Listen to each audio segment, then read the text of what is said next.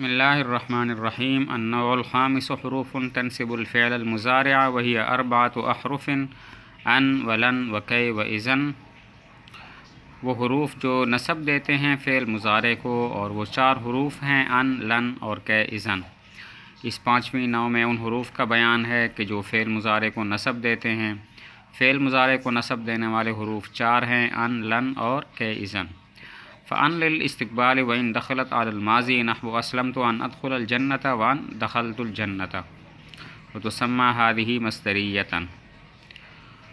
پس ان استقبال کے لیے ہے، وَإِن اگرچہ دخلت علی الماضی ماضی پر داخل ہو، جیسے اسلمت ان ادخل الجنة میں مسلمان ہوا تاکہ جنت میں داخل ہو جاؤں، وَأَن دَخَلْتُ الْجَنَّةَ یا میں تاکہ داخل ہو جاؤں جنت میں، وَتُسَمَّى هَذِهِ مَصْدَرِيَّةً اور اس کا نام رکھا جاتا ہے مصدریہ۔ ان 4 حروف میں سے پہلا حرف ان ہے۔ ان استقبال کے لیے آتا ہے اگرچہ ماضی پر داخل ہو، پھر بھی یہ استقبال کا فائدہ دیتا ہے، جیسے اسلمت ان ادخل الجنة میں اسلام لایا تاکہ جنت میں داخل ہو جاؤں۔ یہاں پر ان نے استقبال کا فائدہ دیا کہ میں اسلام لایا تاکہ مستقبل میں جنت میں داخل ہو جاؤں۔ یہ تو مثال ہے اس کی کہ جب ان مضارع پر داخل ہو، اور اگر ان ماضی پر داخل ہو اس کی مثال اسلمت ان دخلت الجنة میں اسلام لایا تاکہ جنت میں داخل ہو جاؤں۔ یہاں پر ان دخلتو پر داخل ہے، اور دخلتو فعل ماضی ہے لیکن اس کا معنی مستقبل والا ہے۔ وتسمى ایک اصطلاح بیان کی کہ ایسے ان کو ان مصدریہ کہتے ہیں، اس لیے کہ یہ ما بعد کو مصدر کی تعویل میں کر دیتا ہے۔ آگے ولن لتاکید نفی المستقبل مثل لن ترانی واصلها لا ان عند الخلیل فحذف الحمزة تخفیفا فصارت لان ثم حذفت الالف لالتقاء الساکنین فبقیت لن۔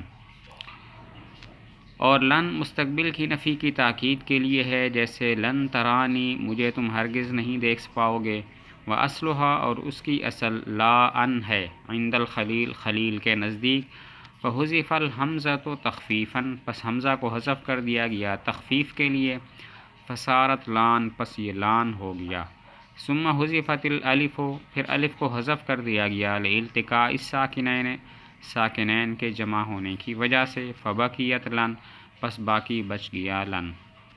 دوسرا حرف جو فعل مضارع کو نصب دیتا ہے وہ لن ہے، یہ مستقبل کی نفی کی تاکید کے لیے آتا ہے، جیسے لن ترانی تم مجھے ہرگز نہیں دیکھ پاؤ گے۔ یہاں پر لن جو ہے اس نے اس بات کا فائدہ دیا کہ مستقبل میں نفی ہوگی، یعنی نہیں دیکھو گے، اور اس نفی کی تاکید بھی ہے کہ ہرگز نہیں دیکھ پاؤ گے۔ باقی لن کی اصل بیان کی کہ اصل میں لا ان ہے، حمزہ کو تخفیف کے لیے حذف کیا تو لان ہو گیا، پھر التقاء ساکنین ہوا الف اور نون میں تو الف کو حذف کر دیا، لن ہو گیا۔ آگے وکی للسببیت ان یکون ما قبلها سببا لما بعدها مثل اسلمت کی ادخل الجنة فإن الاسلام سبب لدخول الجنة۔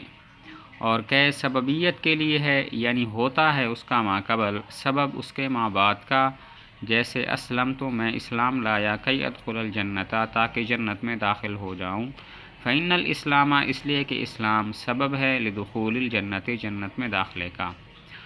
وہ حروف جو فعل مضارع کو نصب دیتے ہیں ان میں سے چوتھا کی ہے۔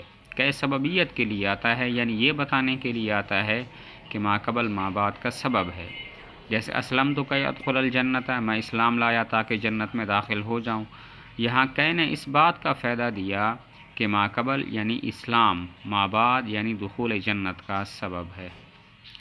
آگے وَإِذَنْ لِلْجَوَابِ وَالْجَزَاءِ وَهُوَ لَا يَتَحَقَّقُ إِلَّا فِي الزَّمَانِ الْمُسْتَقْبِلِ فَهِيَ لَا تَدْخُلُ إِلَّا عَلَى الْفِعْلِ الْمُسْتَقْبِلِ مثل إِذَنْ تَدْخُلُ الْجَنَّةَ فِي جَوَابِ مَنْ قَالَ أَسْلَمْتُ۔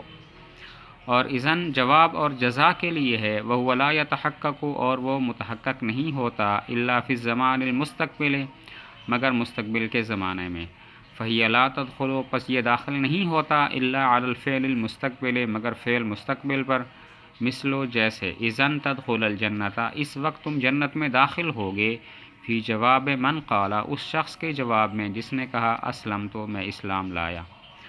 وہ حروف کہ جو فعل مضارع کو نصب دیتے ہیں ان میں سے چوتھا اذن ہے۔ اذن جواب اور جزا کے لیے آتا ہے، اور یہ جواب اور جزا مستقبل میں ہوتی ہے، اسی وجہ سے اذن بھی صرف فعل مستقبل پر داخل ہوتا ہے۔